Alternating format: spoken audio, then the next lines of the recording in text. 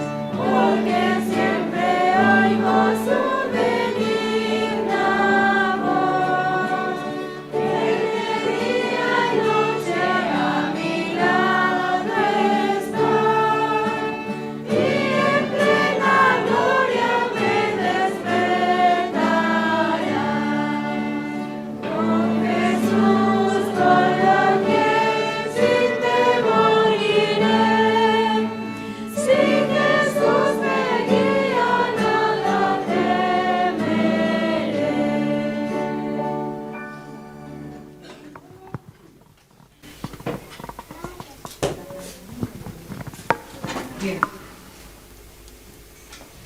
demos ahora lectura a la palabra de Dios de acuerdo al libro, la carta a los Efesios, en el capítulo 3 y en los versículos 13 y 14, que nos dicen: por lo cual pido que no desmayéis a causa de mis tribulaciones por vosotros, las cuales son vuestra gloria.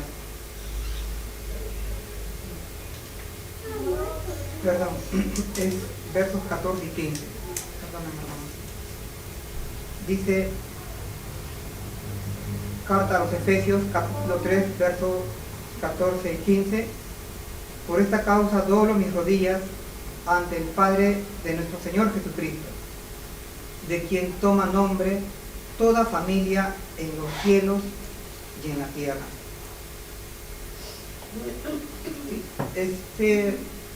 Esta expresión, esta declaración del apóstol Pablo, en realidad encierra un profundo significado, pues dice que todas las familias, ya sea en la tierra o ya sea en los cielos, toma su nombre de Dios, toma el nombre de Dios.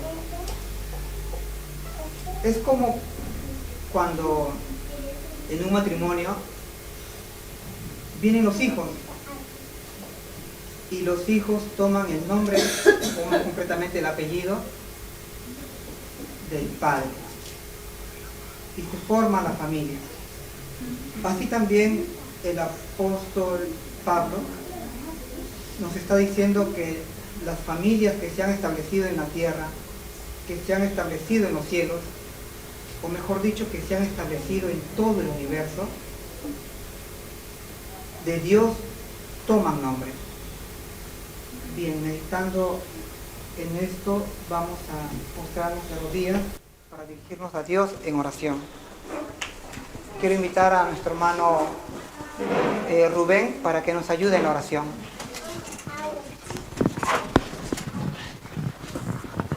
Oremos. Padre nuestro que estás en el cielo, santificado sea tu nombre. Santo, santo, santo. Te damos la gracia por estar aquí en tu casa de oración y también por lo que hemos aprendido ya hasta ahora. En ese momento pedimos tu dirección, tu Santo Espíritu se encienda sobre nosotros y reprenda toda hueste maligna. Sácala de aquí, Señor, si hiciste, sácala. Bendiga a mi hermano que va a dirigir tu palabra, perdónale sus pecados y tenga la unción de tu Santo Espíritu también. Habla por él y abra nuestra mente para escuchar el mensaje de hoy. Y bendiga el resto de actividades del día, Señor. Entonces, aprovechamos para pedir por los enfermos de tu pueblo. Tú los conoces donde están. Los que claman a ti por sus necesidades, aunque no están en alguna congregación, pero creen en ti, acuda a ellos también, Señor. Y los que están perseguidos en diferentes tribulaciones, también ten misericordia de ellos. Todo te lo rogamos en Jesús, nuestro Salvador. Amén. Amén. Amén.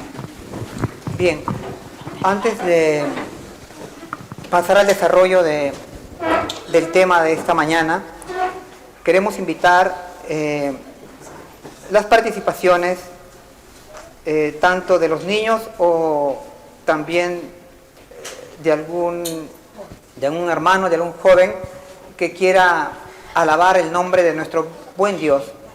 Tienen entonces el tiempo. Adelante.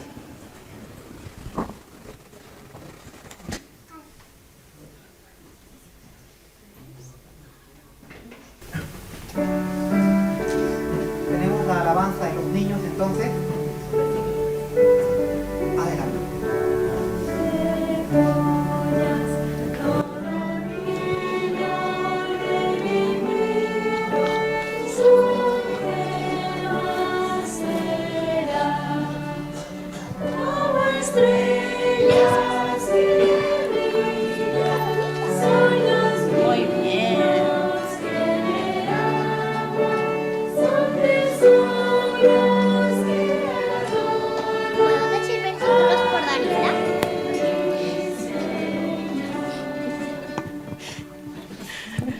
Bien. Vale, ¿quieres saludar? Saludamos a los hermanos. Saludamos a los hermanos.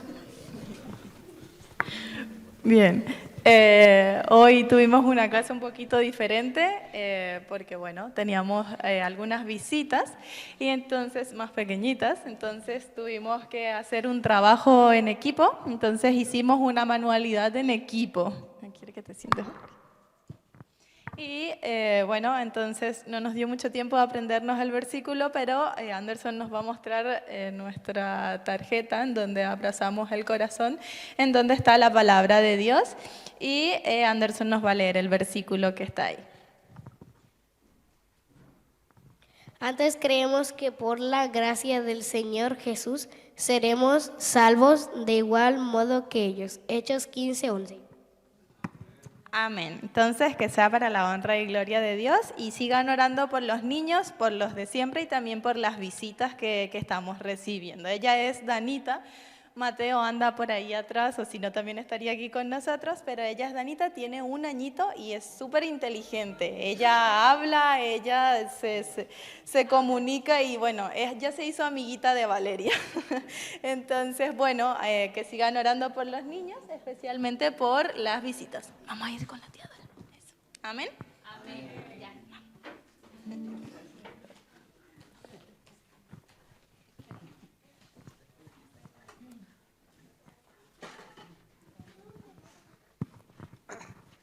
Feliz sábado, hermanos. Después de los niños yo voy a entonar un himno. Es el 364 que se llama Tan triste y tan lejos de Dios.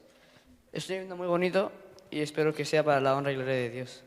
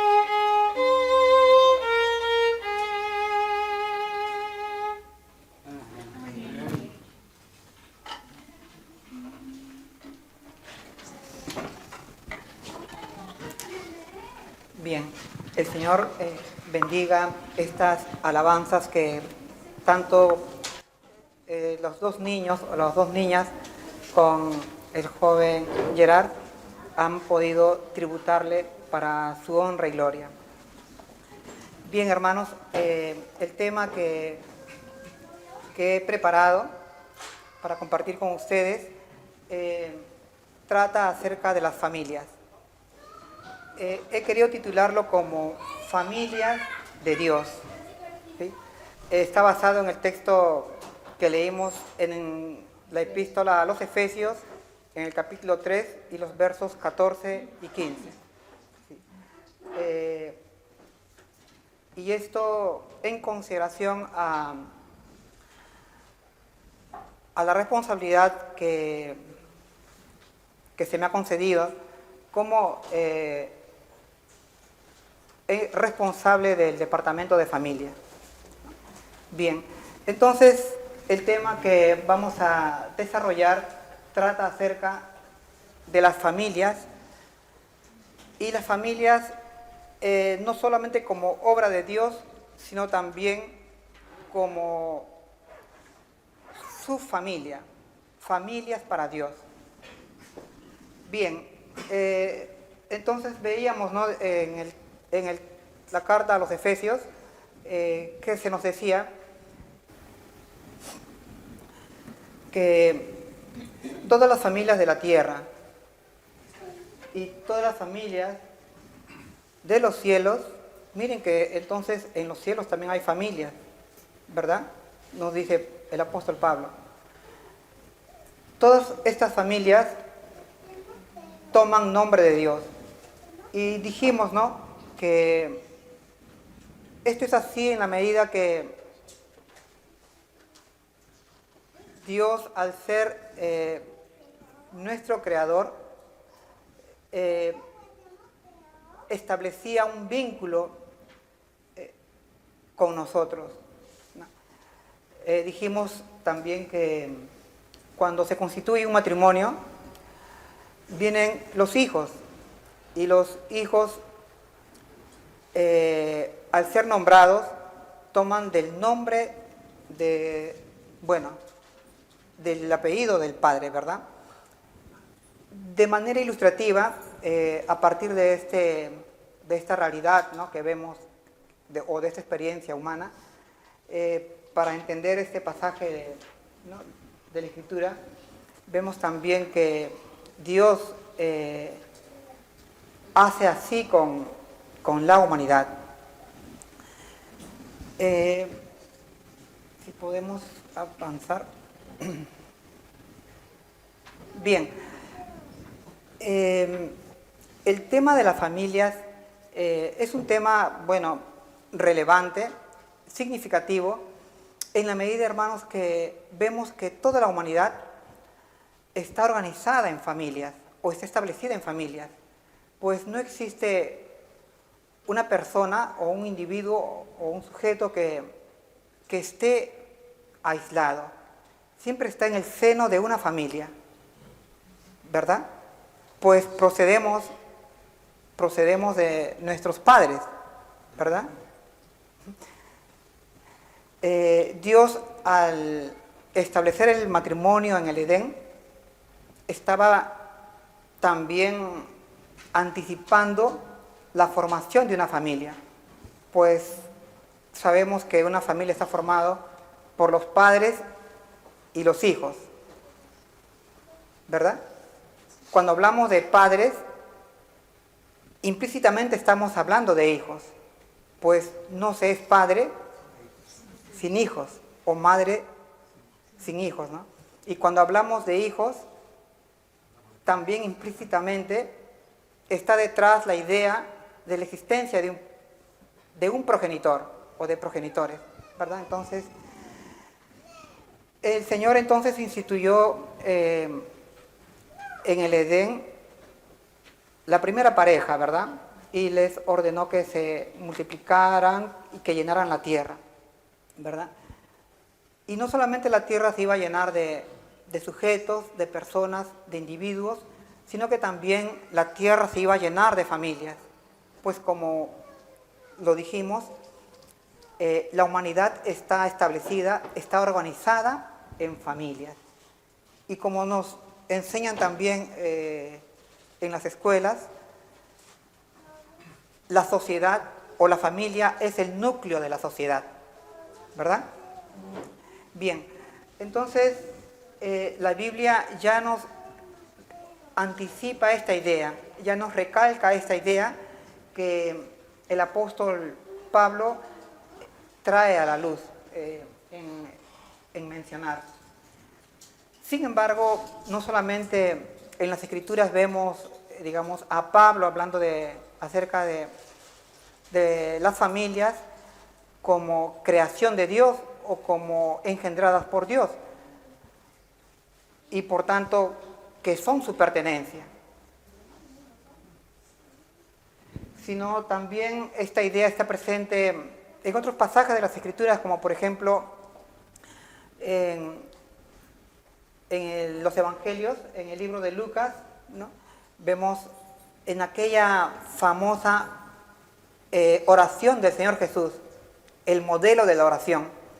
Nuestro Señor nos decía que al dirigirnos a Dios, al Creador, nos refiramos a Él como nuestro Padre, ¿verdad? Por eso Él dice que debemos decir, Padre nuestro, que estás en los cielos, ¿verdad? Es decir, que el Señor nos estaba mostrando o nos estaba enseñando de que, primeramente, que nosotros somos hijos de Dios, ¿verdad? Y en segundo lugar, está mostrando ese vínculo, esa asociación o relación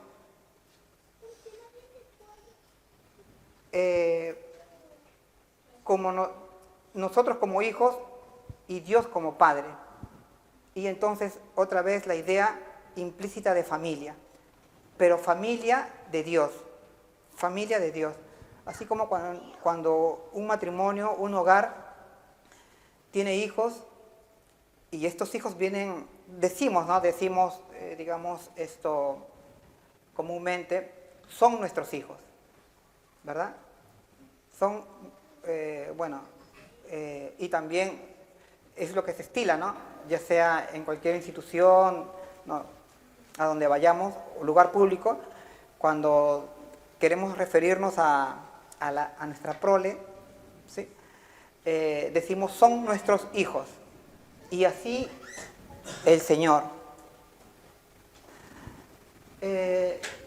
También tenemos otro pasaje en el Evangelio de San Juan, ¿sí? Ya en el primer capítulo, en los versos 12 y 13 nos dice el apóstol Juan: a los que recibimos al Señor Jesús, a los que creemos en su nombre, se nos dio potestad de ser hechos hijos de Dios, ¿no? Entonces, otra vez la idea, ¿no? La idea de vínculo, de asociación, de una unión estrecha, una unión familiar.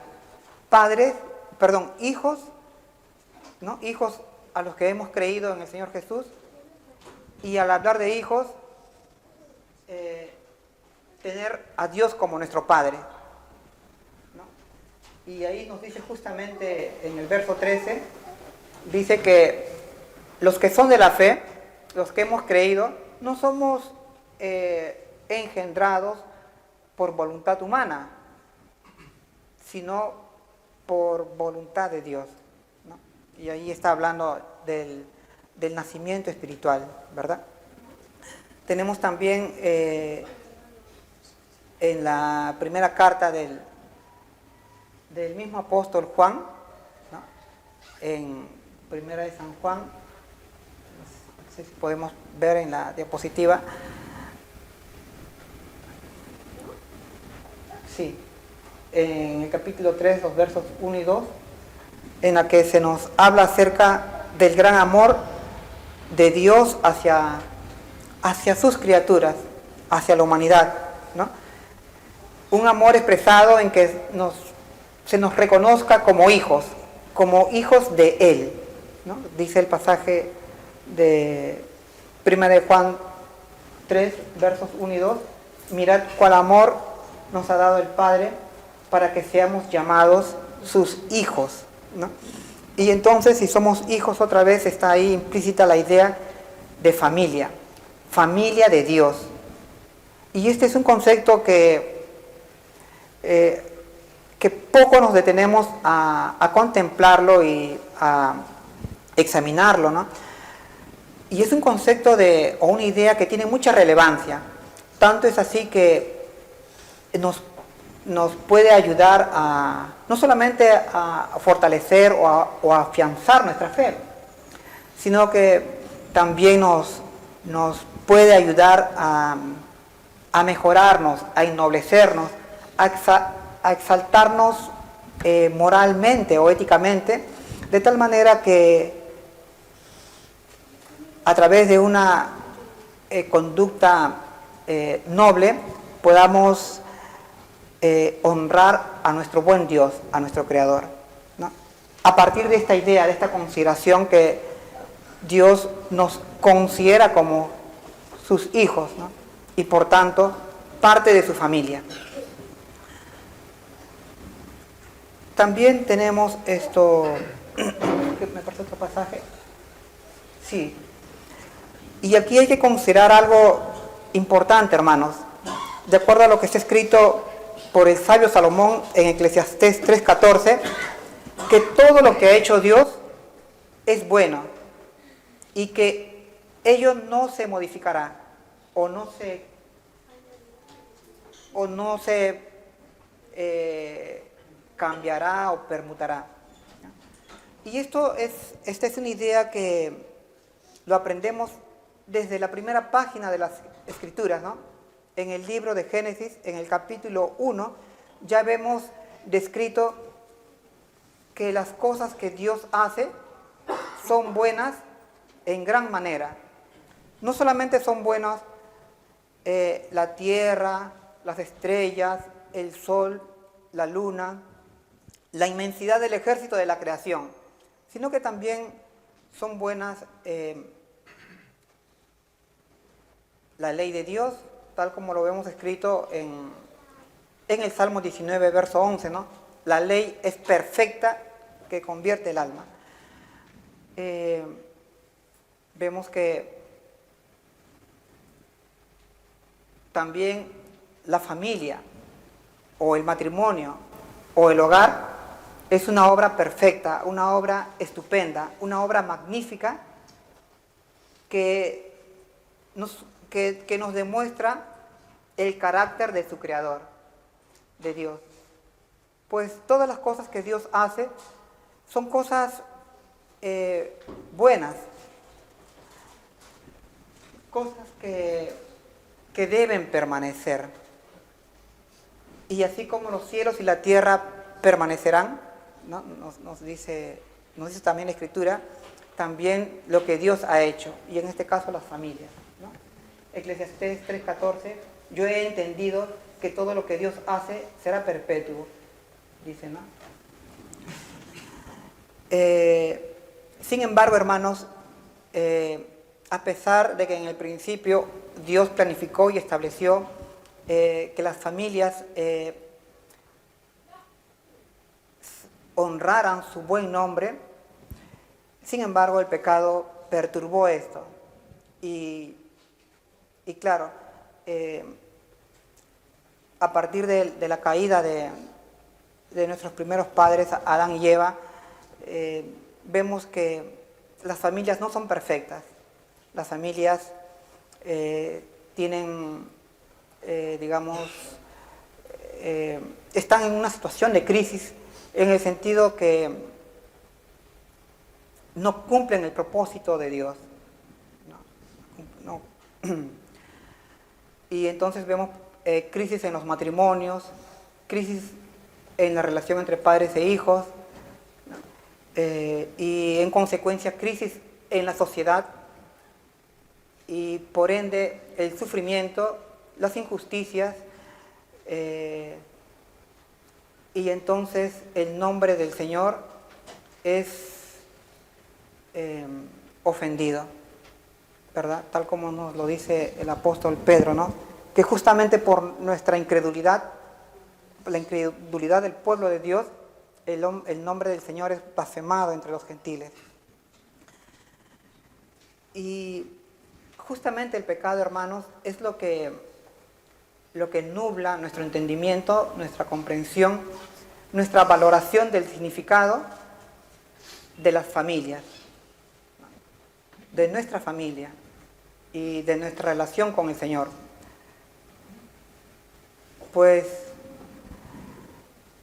queriendo hacer cosas buenas, cosas agradables, cosas, perfectas, de utilidad para los demás y también para nosotros, sin embargo, terminamos por nuestra conducta imperfecta, estropeando las cosas y llegando a situaciones de injusticia, ¿no? Como diría, el apóstol o el salmista. Sin embargo, el propósito del Señor, y esto es un consuelo para nosotros, el propósito del Señor permanecerá. El enemigo, hermanos, está detrás de todos estos ataques a la familia, de las dificultades que experimentan ya sean las parejas, ya sean los hijos, ya sea en la interrelación que hay entre ellos. Pues el enemigo quiere derribar toda institución creada por Dios. Y ya lo vemos en el caso de la primera pareja, Adán y Eva, cómo perdieron por el pecado, provocado o instigado por Lucifer, cómo perdieron su buen hogar, ¿verdad? Me estoy refiriendo al Edén, cómo tuvieron que ser echados, cómo tuvieron que ser expulsados, ¿no? Y luego cuando se formaron los hogares después de la caída, cómo cómo estas familias, ya sea estos padres Adán y Eva, como sus hijos, tuvieron que sufrir injusticias y distintos padecimientos. Pues el enemigo tiene el propósito de que no lleguemos a alcanzar a que se desarrolle o se realice en nosotros el plan de Dios, ¿no? De ser familias para Dios, de ser familias felices, dichosas, viviendo para honrar a nuestro buen Creador. Y este ataque del enemigo a las familias, hermanos, ha perdurado a lo largo de los siglos, de los tiempos. Ya vemos, por ejemplo, en el escogido pueblo de Dios, es decir, del pueblo de Israel, cómo los matrimonios se separaban, entraban en crisis y los esposos se divorciaban de sus esposas. Y los fariseos incluso al hablarle al Señor Jesús le decían, pero si Moisés nos permitió, de acuerdo a la ley, que repudiásemos a nuestras mujeres, ¿no? Sin embargo, el Señor al darle una respuesta a esta legalidad, porque era parte de la ley en el pueblo de Israel, en el pueblo judío, el Señor les dice que en realidad ellos, al actuar de esta manera, es decir, al separarse de sus mujeres, estaban transgrediendo la ley de Dios, pues estaban llevando a sus esposas, de quienes se separaban, a cometer adulterio. Si la mujer se casaba, o sea, se volvía a casar, cometía adulterio. Y hacía que a aquel con quien se casaba la mujer también cometa adulterio. Es decir, que permanezca la desobediencia de manera continuada en el pueblo de Dios, de manera particular y de manera ampliada o general en la humanidad. Y así como la desobediencia empezó en la primera pareja, la desobediencia a los mandamientos de Dios, garantía de la felicidad de la humanidad, ha continuado. ¿Verdad? También vemos ya en la era contemporánea, en el país más que estaba a la vanguardia del conocimiento, del desarrollo y del progreso, la Francia del siglo de las luces, me refiero a la Francia del siglo XVIII, cuando ellos redefinen el matrimonio, los franceses, los legisladores franceses redefinen el matrimonio y lo establecen ya no como un pacto perpetuo hasta que la muerte los separe, como nos dice la Biblia, sino que lo transforman en un contrato civil, el matrimonio como un contrato civil, de tal manera que al ser un contrato, en el tiempo, cualquiera de las partes, si se desanimaba o no quería continuar con dicho contrato o con dicho compromiso exactamente, entonces podía rescindir el contrato. Es decir, en otras palabras, se podía divorciar, ¿verdad? Y entonces, al quedar libre de este compromiso, la persona otra vez podía volver a casarse, ¿verdad? Con otra, ¿sí? Las personas, los cónyuges podían, al estar divorciados ya, se podían unir con otras parejas, ¿verdad? Y entonces casarse, pero entonces llegaban a cometer adulterio y por tanto transgredir el mandamiento, garantía de la felicidad de las familias y por ende a separarse de Dios, ¿no?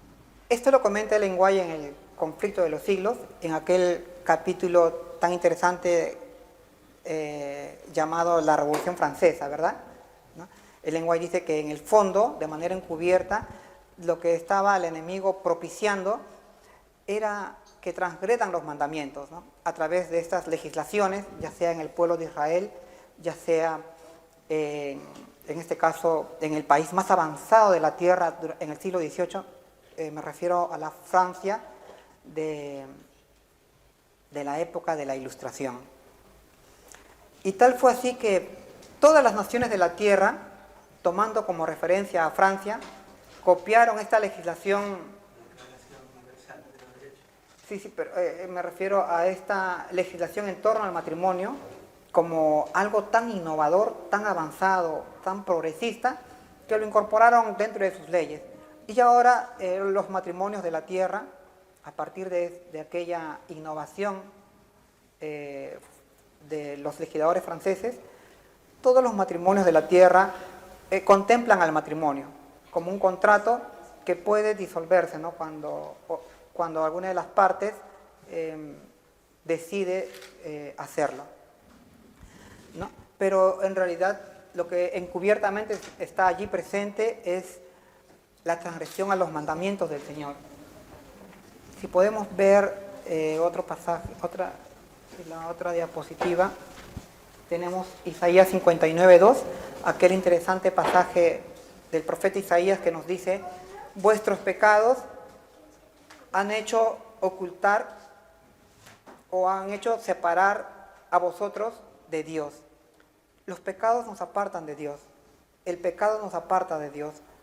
Y claro, si podemos estar apartados de Dios, mejor para el enemigo y para sus propósitos. Y por eso es que el enemigo procura que estemos en permanente o en continuo pecado o transgresión a los mandamientos, a los 10 mandamientos me refiero, de tal manera que estemos separados de Dios. El estar separados de Dios es garantía de desdicha, sufrimiento, injusticias e infelicidad para la humanidad, para las familias y para la humanidad. Si contemplamos la sociedad actual, vemos que en el mundo occidental ahora el matrimonio está sufriendo una nueva redefinición, ya no por aquellos legisladores jacobinos, ¿verdad? Los legisladores franceses, ¿no? Seguidores de Jacobo Rousseau, ¿no? Sino ahora los legisladores de este momento, de esta era, están ahora contemplando, ya han sancionado al matrimonio como la unión de dos personas, sin consideración o contemplación de sexo o de género, ¿verdad? Pues antes el matrimonio estaba definido como la unión entre un varón y una mujer, tal como está escrito en la Biblia, ¿no? Y sin embargo ahora los legisladores definen al matrimonio como la unión de dos personas, sin consideración de sexos o de géneros. Bueno, me refiero a sexos con sexo varón, sexo mujer, ¿no? O género también, bien. Y esto es una desnaturalización del propósito original del Señor. Pues la situación natural es que un varón y una mujer se unan en matrimonio. Sin embargo, ahora los hombres, los que dictan las leyes, ¿verdad? Los que dirigen los congresos, los congresos políticos, han establecido, y esto es básicamente en el mundo occidental, me estoy refiriendo a países como España, la Unión Europea, Estados Unidos, Australia, Canadá, ¿no? Han establecido, por ejemplo, porque casi todos los países del mundo occidental ahora contemplan que el matrimonio es la unión solamente de dos personas o de dos sujetos, ¿no? Incluso hay países como el Canadá que contemplan que al ser el matrimonio la unión entre dos sujetos, podría ser una persona con un juguete, ¿no? Un matrimonio. ¿Verdad? No necesariamente tiene que ser una persona, un individuo. De tal manera que hay personas que se casan, dice, con un objeto, ¿no? Con un juguete, con un animalito, ¿verdad? Pues la legislación deja abierto, ¿no? Este tema, este concepto. Está abierto, no está esto bien definido, ¿no? Está abierto. Y claro, lo que el enemigo busca al desnaturalizar el matrimonio es que pierda esta esencia que vimos al principio, ¿no? De que Dios quiere que los matrimonios sean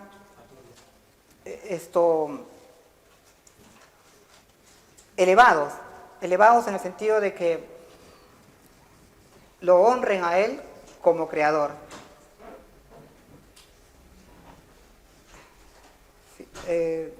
Sí.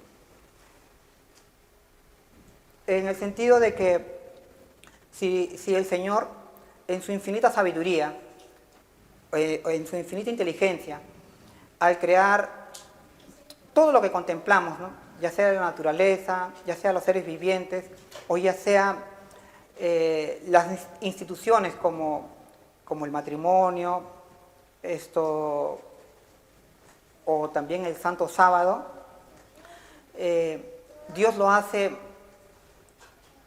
a través o a partir de su infinita sabiduría, y Dios en su infinita sabiduría no se puede equivocar. Entonces, el matrimonio debería ser algo también bueno, perfecto, saludable, beneficioso, útil para todos, ¿no? Ya sea para sus integrantes como también para la sociedad. Pero pues esto es una característica de las cosas que Dios crea, que son útiles, que son de beneficio para todos. El sol con su luz nos alumbra y con su calor nos prolija. También la tierra nos sirve de hogar, de morada. Los árboles nos proveen del oxígeno y del alimento que necesitamos.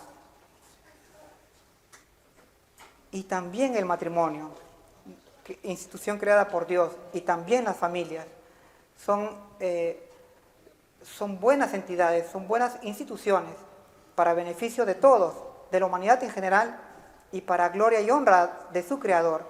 Pero el enemigo trabaja para impedir que Dios sea honrado, para impedir que Dios sea glorificado, para impedir que Dios sea conocido como un padre afectuoso, como un padre que da buenos dones a sus hijos. Y en realidad esta idea de ser buenos padres, de dar buenos dones a nuestros hijos, está presente en nuestra experiencia. Porque ¿qué padre puede dar, si su hijo le pide pan, darle piedras? Nos dice el Señor. Ningún padre haría eso, ¿verdad? Todo padre, todo progenitor quiere dar lo mejor para sus hijos, para su familia. Y así el Señor. Entonces, esta es la idea, hermanos, que el Señor quiere que conozcamos, que comprendamos y que también abracemos. Que nuestros matrimonios, que nuestros hogares, que estas instituciones creadas por Él, que son instituciones divinas, son entidades de gran beneficio y de gran valor para nosotros, que nos van a ayudar en nuestro crecimiento, no solamente material, sino también en nuestro crecimiento espiritual, y me estoy refiriendo aquí no solamente al crecimiento moral, sino también en nuestro camino hacia la patria celestial. Quería terminar con 2 párrafos de los testimonios. ¿Sí? Uno de ellos en el Deseado de todas las gentes, donde Ellen White nos dice que en Cristo la familia de la tierra y la familia del cielo están ligadas. ¿Sí? Hay una asociación entre las familias del cielo y las familias de la tierra, pero a través del Señor Jesús. ¿Sí? El Señor Jesús, que es el único camino al Padre Celestial. El Señor Jesús que vino a morir por nosotros para que fuésemos perdonados y limpiados de nuestras iniquidades. ¿No? También tenemos en otro pasaje de los testimonios que nuestra hermana Ellen White nos dice, si podemos pasar a la siguiente vista, nos dice, ¿sí? Sí. Dice, el Señor requiere que los que le sirven muestren en palabra y hechos que son hijos de Dios. ¿Sí? Si hemos visto que las Escrituras nos dicen que a todos los que somos de la fe se nos dio potestad de ser hechos hijos de Dios y por tanto familias de Dios y por tanto tener a Dios como nuestro Padre, como nuestro progenitor y por tanto pertenecer a su familia, entonces nosotros debemos andar, nos dice Ellen White, de esta manera, como hijos de luz y no de tinieblas, como hijos de verdad, como hijos de justicia y no como hijos de injusticias, de pecado o de maldad, ¿no? Quiere el Señor, hermanos, que este mensaje sea perfeccionado en vuestras mentes, en vuestros corazones y nos sirva para mejorar nuestra relación dentro de nuestras familias, dentro de nuestros hogares, considerando mejor a nuestras parejas, a nuestros hijos y también afianzando nuestra fe, pues las promesas del Señor son muy hermosas, hermanos. No solamente las promesas de salvación y de vida eterna, sino también las promesas de vivir en familias, en un mundo de justicia y dicha sin igual. Me refiero a los cielos nuevos y la tierra nueva. Las familias permanecerán, de acuerdo a como hemos determinado a partir del pasaje de Eclesiastés 3:14. Las buenas obras que Dios creó permanecerán, no serán frustradas, sino que continuarán, pues provienen de la infinita mente, de la infinita sabiduría del Señor, de su infinito intelecto, que sabemos que siempre es superior, ¿no?, a cualquier otro intelecto. Bien, gracias, hermanos, por vuestra atención y que el Señor nos continúe mostrando su luz. Amén. Quiero ahora llamar a nuestros hermanos o hermanas diáconos para que recojan las ofrendas del segundo servicio.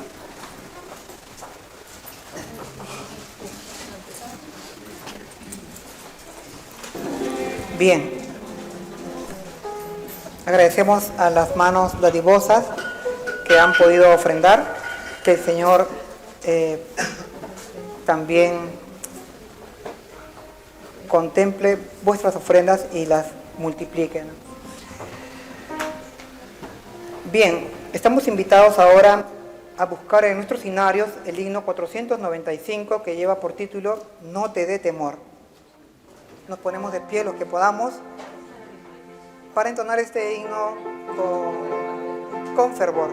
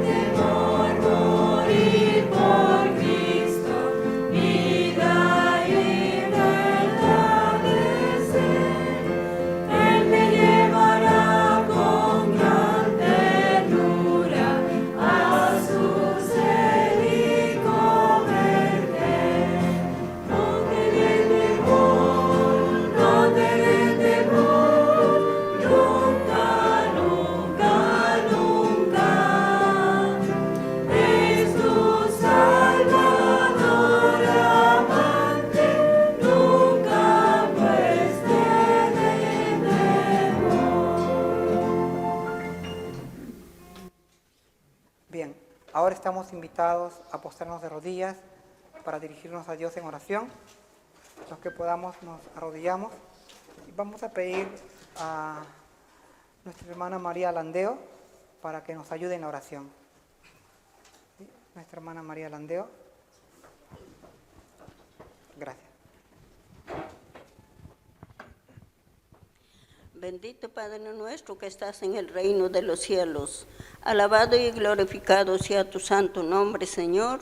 Te damos gracias por tu bondad, por tu misericordia, por tus cuidados, Señor. Hasta aquí nos regalas este día, Señor, para estar acá reunidos con todos nuestros hermanos, Padre Santo.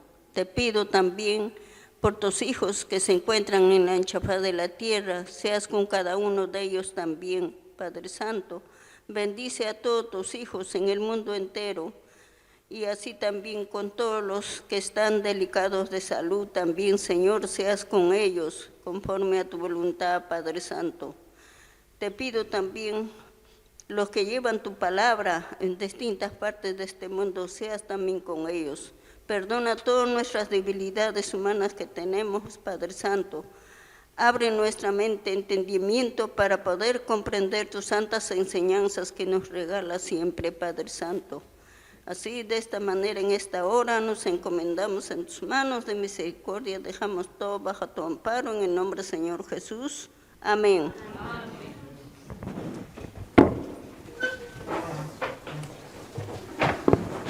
Bien, hermanos, de esta manera entonces culmina el segundo servicio de esta mañana. Tenemos para la tarde la Sociedad de Jóvenes. A las 2 ensayo con la orquesta. A las 2 de la tarde ensayo.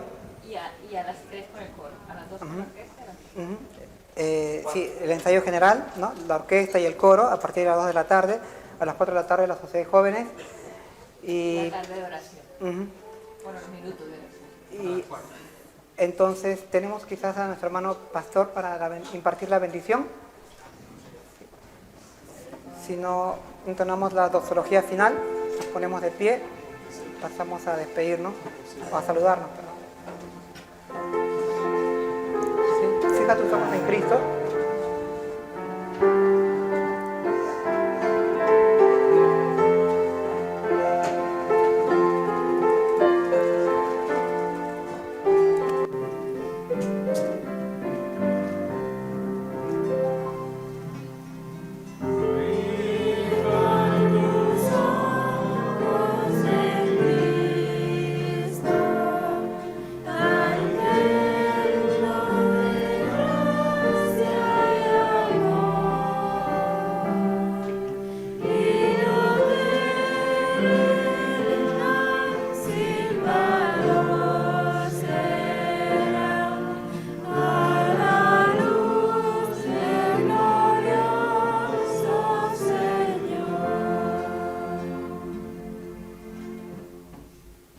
Amén. Que el Señor nos bendiga y nos guarde y que nos siga afirmando en sus buenos caminos de justicia y santidad. Amén. Bien, nos despedimos entonces, hermanos. También nos despedimos de nuestros hermanos que están presentes a través de Zoom. Y bueno, volveremos a reunirnos esta tarde. Pasamos a saludarnos.